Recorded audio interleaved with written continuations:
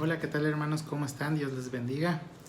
En esta ocasión pues vamos a tener el estudio número 32 que refiere o que hace ver una nueva unidad. La unidad 2 que se llama el Espíritu Santo y el cuerpo de Cristo.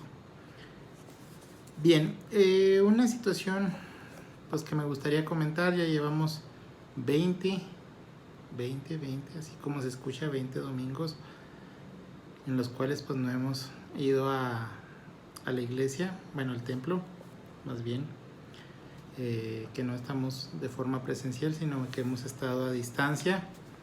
20 ya, pues se escucha, se oye fácil, pero pues ya es mucho tiempo el cual pues hemos estado en nuestras casas.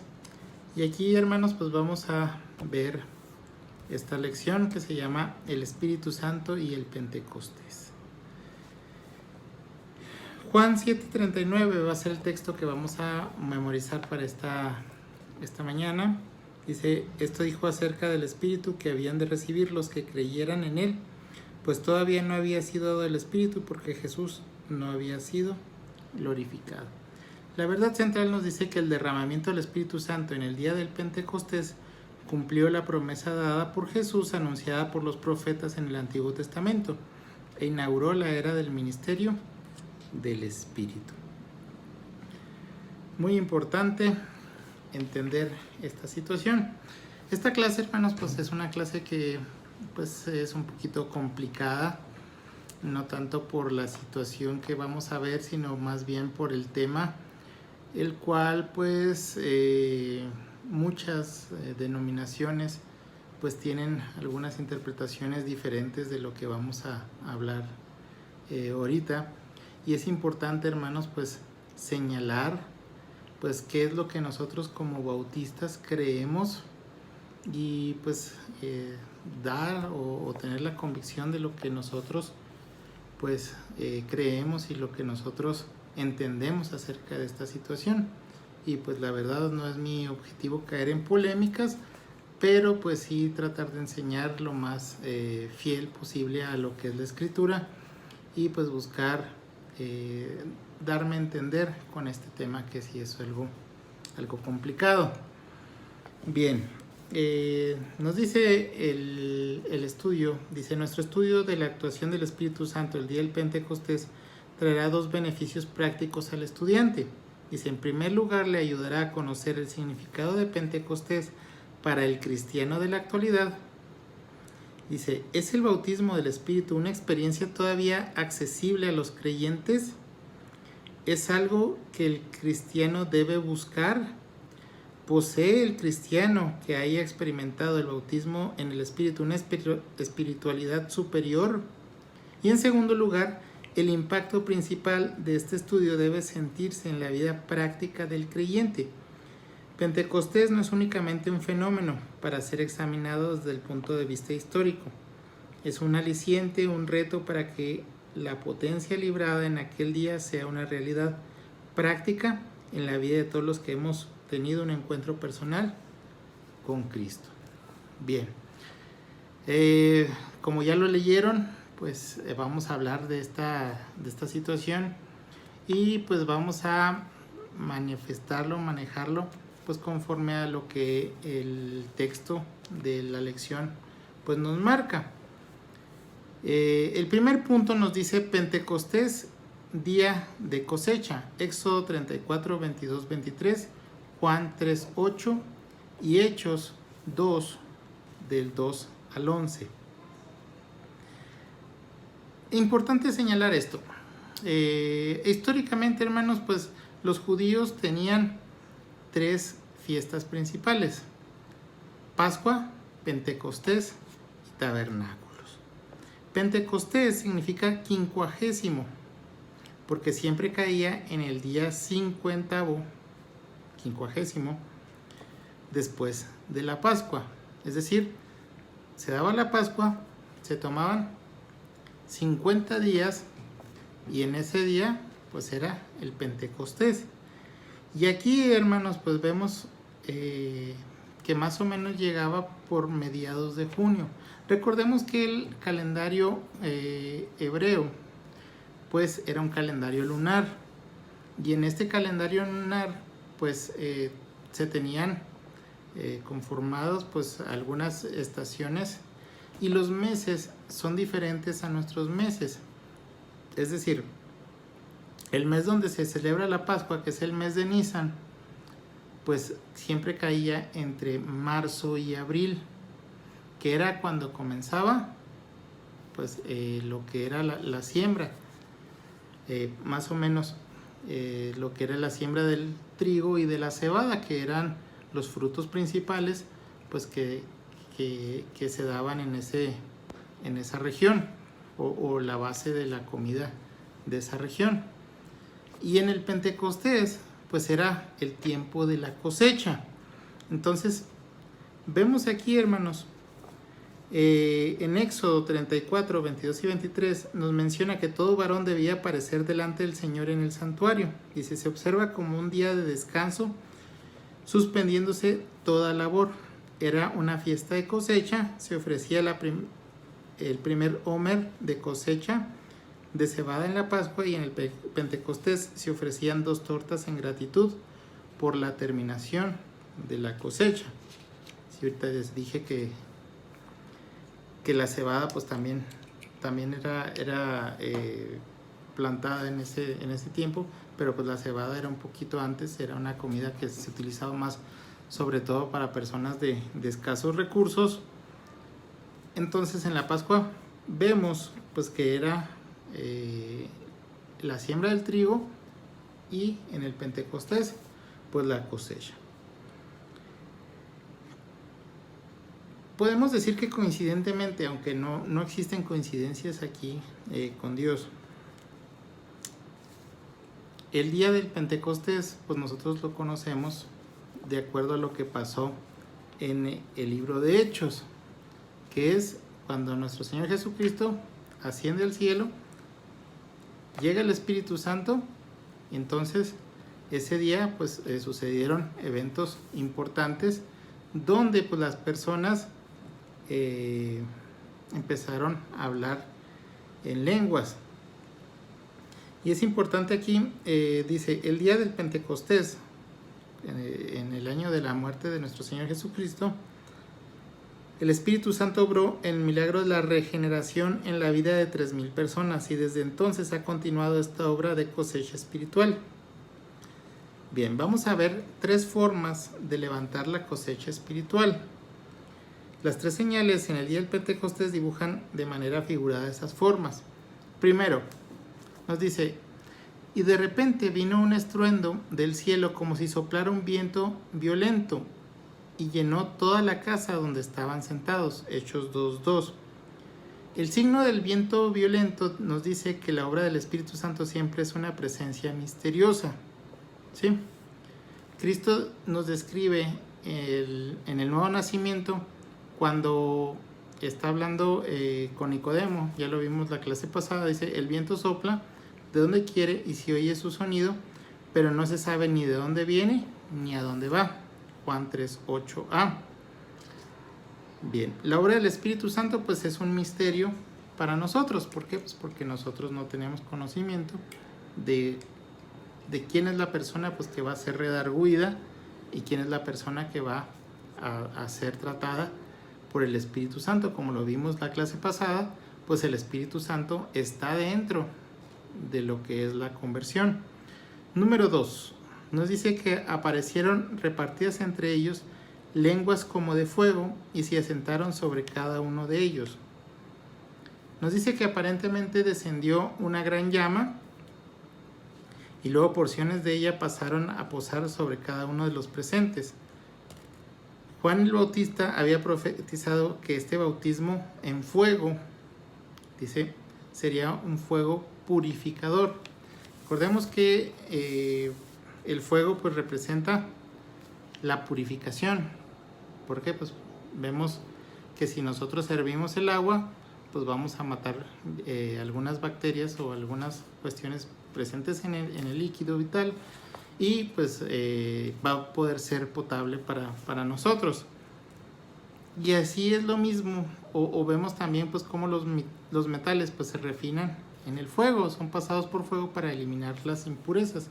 Entonces vemos aquí, dice, así cuando el Espíritu obra siempre trae convicción y confesión de pecados. El signo de fuego nos advierte que es una conversión verídica, siempre trae santidad. Entonces aquí nos hace una advertencia el texto, nos dice, tengan cuidado con lo que son los movimientos evangelísticos emocionalistas. ¿Por qué? Porque pues se empiezan a decir, oh no, pues es que está descendiendo el Espíritu Santo y como aquella vez del Pentecostés, reciban el bautismo del Espíritu y empieza la gente a manifestar pues algunas cosas como temblorina, como que se caen al suelo. Hay que tener mucho cuidado con eso, hermanos.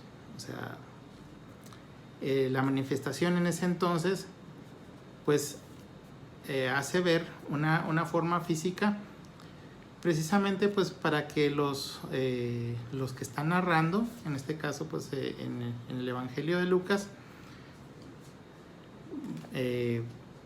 escriban.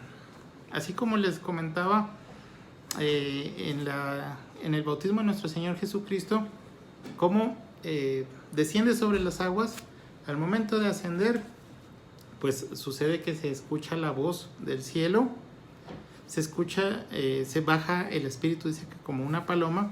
Pues esto se tiene que ver, ¿por qué? Porque si es una cuestión que pasa como a nosotros, que recibimos a nuestro Señor Jesucristo y el Espíritu Santo posa en nosotros, pues entonces la gente no puede describirlo, cómo está pasando.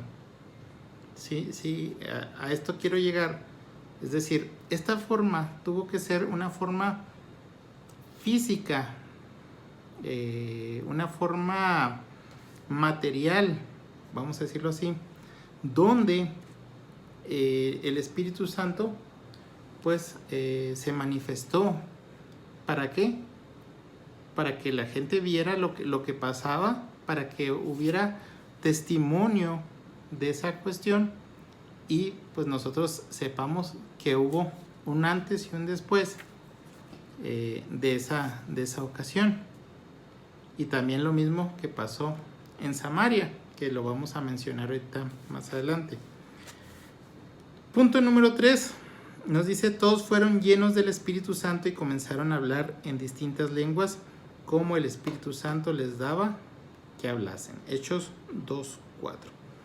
Propósito de hablar las lenguas, hermanos, pues es un propósito bastante entendible. En esos tiempos pues no había el Harmon Hall o el inglés individual. Era muy difícil, hermanos, pues que mucha gente tuviera la posibilidad de aprender un idioma. Y lo que se esperaba de los discípulos pues era precisamente la proclamación. En una de sus predicaciones, John MacArthur menciona una situación que me parece bastante interesante, que nosotros pues podamos aprender, que las cuestiones milagrosas o los milagros que fueron sobrenaturales, o las manifestaciones de Dios que fueron sobrenaturales, se dieron en 3 tiempos. El primer tiempo pues fue con Moisés y Josué, que fue pues cuando las plagas, que fue cuando se abrió el Mar Rojo, que fue cuando se partió en dos el río Jordán, que fue cuando se derribaron los muros de Jericó por cuestión milagrosa. ¿Por qué? Porque en ese momento pues Moisés estaba redactando pues lo que era el poder de Dios, ¿sí? Entonces, otra de las etapas bíblicas donde se registran estos elementos sobrenaturales pues es cuando el tiempo de los profetas, ¿sí? Pues con Elías, que dejó de llover 3 años, con la viuda de Sarepta, el alimento que tuvo hasta que volvió a llover, cómo Eliseo hace flotar el hacha. Pues entonces son varias cosas pues que manifiestan poder sobrenatural de Dios para darle confirmación a esos movimientos. Y la tercera etapa pues fue cuando nuestro Señor Jesucristo estuvo aquí y le dio o también manifestaron muestras de poder a los apóstoles. ¿Para qué? Pues para que se viera precisamente pues que ellos tenían una autoridad divina. Recordemos, ¿cuál es una de las situaciones que demuestran que un profeta es falso? Pues precisamente que Dios no respalda sus dichos.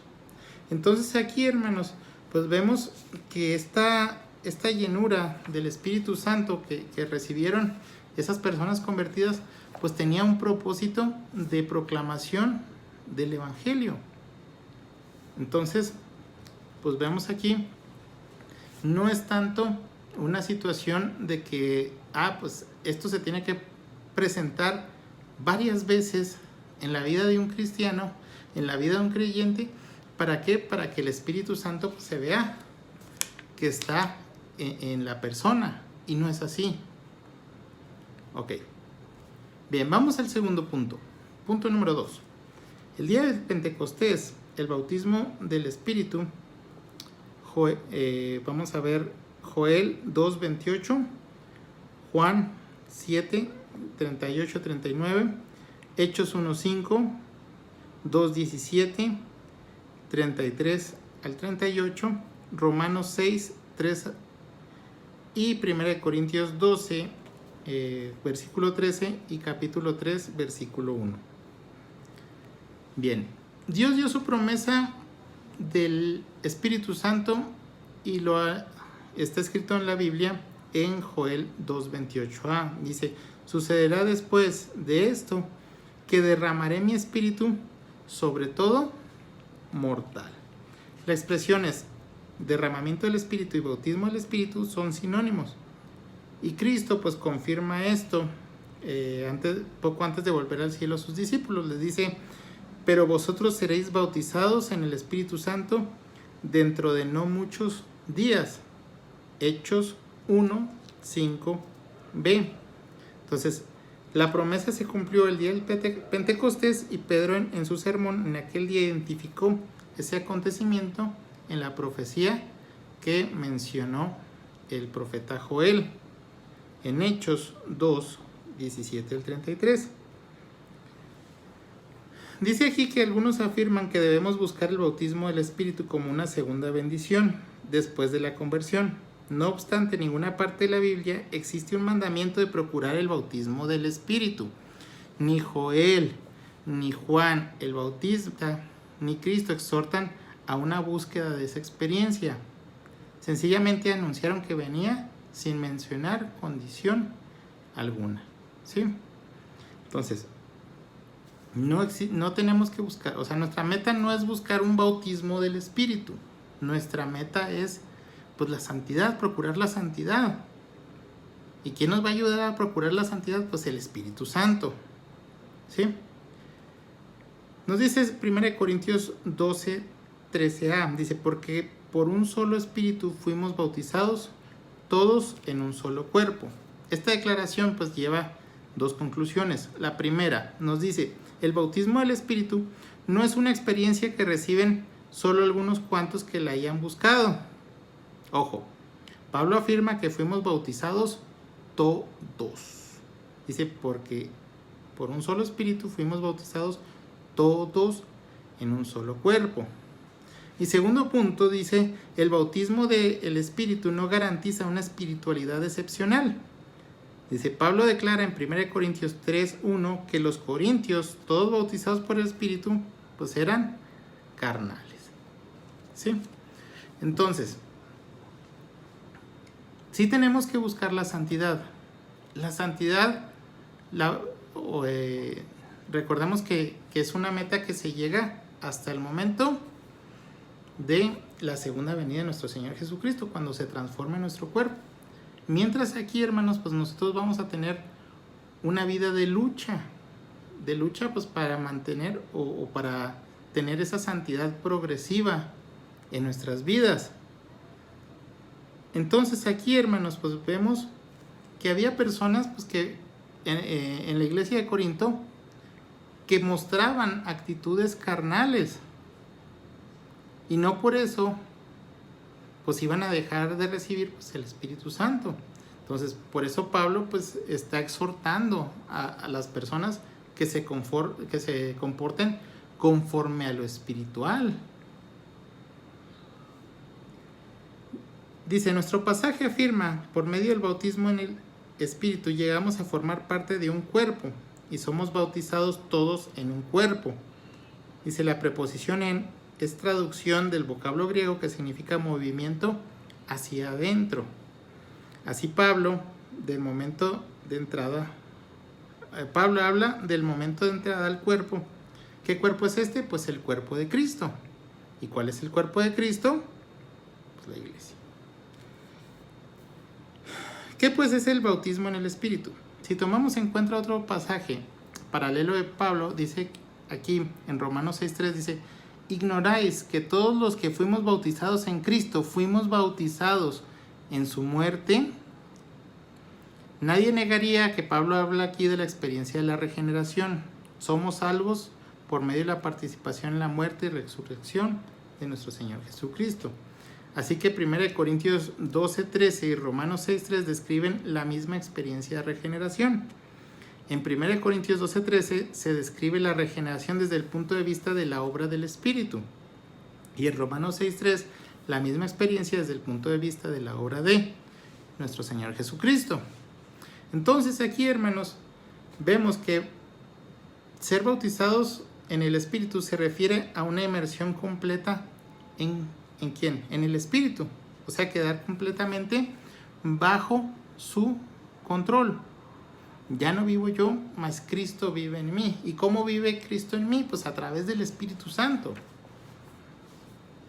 Dice, la palabra también se refiere a una experiencia de iniciación. Para los discípulos, esta primera experiencia de sujeción total al Espíritu sucedió pues el día del Pentecostés. ¿Sí? Entonces aquí, hermanos, vemos que ya eran discípulos de Cristo, pero el Señor mismo había dicho que no tendrían al Espíritu viviendo dentro mientras que Él estuviera en la tierra. Recordemos, dijo Cristo, yo me tengo que ir para que venga el Consolador. ¿Sí? Y a partir del día del Pentecostés, conforme a las palabras del Pedro, en Hechos 2:38 nos dice, el bautismo en el Espíritu ha venido en el momento de recibir a Cristo en nuestro corazón. Qué importante es esto, hermanos. Bien, número 3, el Pentecostés, entre comillas, de Samaria. Hechos 8, del 2 al 7, 15 y 16. En Samaria, hermanos, pues recordemos que Felipe, que fue a hablarles a las personas de Samaria, recordemos que los samaritanos pues pertenecían, o era una raza mestiza, vamos a decirlo así, entre el pueblo hebreo y otras de los pueblos que ahí habitaban. Eran aborrecidos por los judíos precisamente por esta situación, por no mantener el linaje puro. Y pues vemos aquí que ellos, pues Felipe fue a hablar con ellos a Samaria, predicó y nos dice que el mensaje de salvación lo recibieron ellos. Dice, hubo una hermosa respuesta, muchos fueron convertidos y hubo sanidades y exorcismos. Dice, la noticia de esta maravillosa obra llegaron a los oídos de los apóstoles. Estos despacharon a Pedro y a Juan para investigar. En Hechos 8, 15 y 16 nos dice, los cuales descendieron y oraron por los samaritanos para que recibiesen el Espíritu Santo, porque aún no había descendido sobre ninguno de ellos, solamente habían sido bautizados en el nombre de Jesús. Entonces aquí nos dice que que ellos fueron convertidos, fueron bautizados, pero todavía no llegaba el Espíritu Santo. Otra vez vamos a hablar acerca de esto. Manifestaciones, hermanos. Formas materiales para que nosotros podamos entender cómo se maneja Dios. O sea, en nuestra mente finita, pues no podemos entender a Dios, hermanos.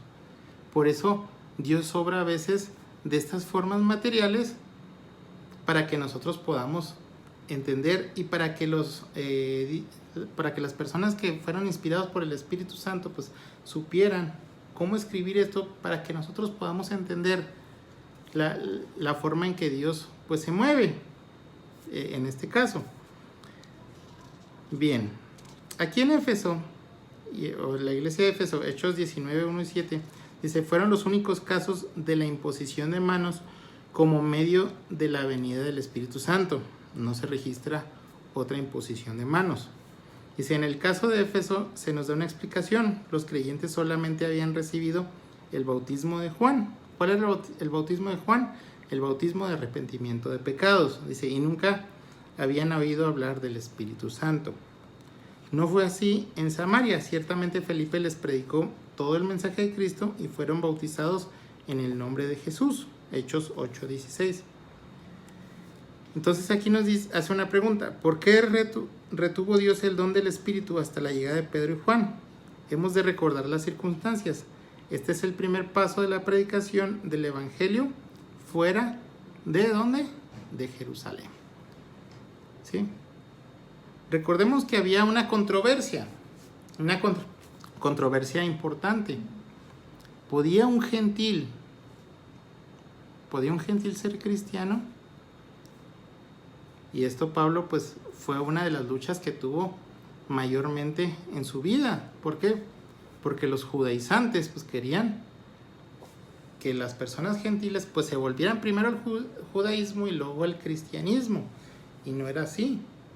Entonces, para darle, hermanos, una veracidad, porque Pedro y Juan pues eran discípulos destacados del cristianismo en ese momento, eran líderes de la iglesia.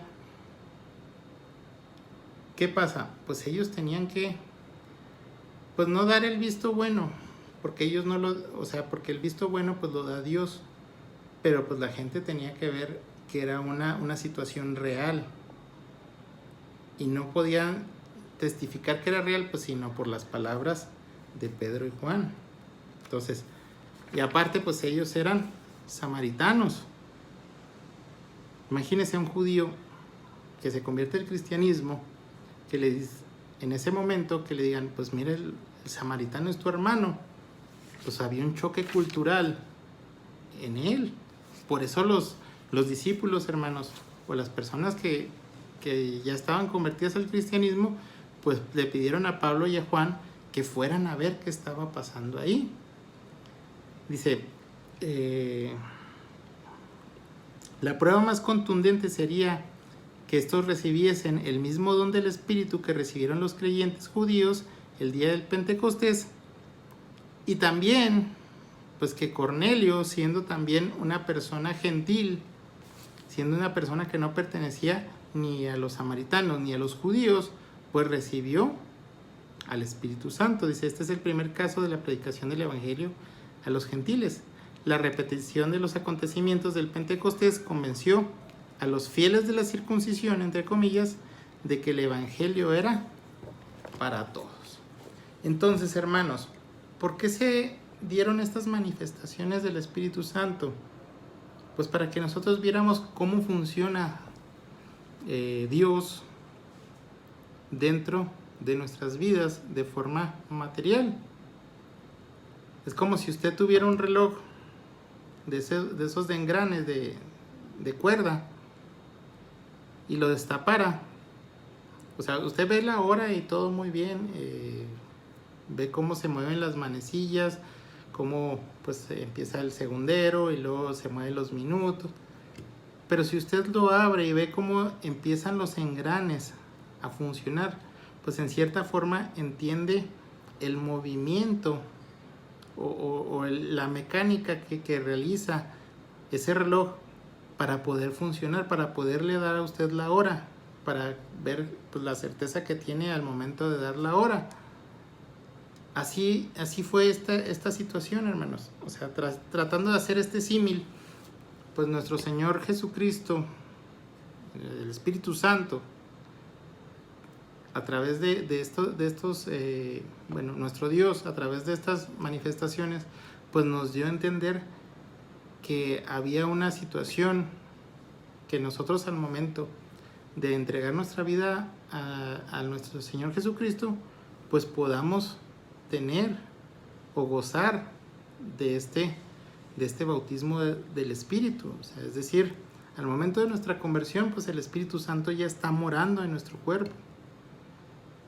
Ahora pues nosotros lo tenemos que dejar, o nosotros tenemos que dejar que Él gobierne nuestras vidas, que eso es vamos a decirlo, eso es lo complicado. ¿Por qué? Porque nosotros estamos acostumbrados a hacer lo que queremos, pero pues el Espíritu Santo pues va a ser el que nos guíe y nos lleve a buscar la santidad. Entonces, hermanos, pues esto fue todo por el día de hoy. Que el Señor les bendiga. Nos vemos en la próxima lección.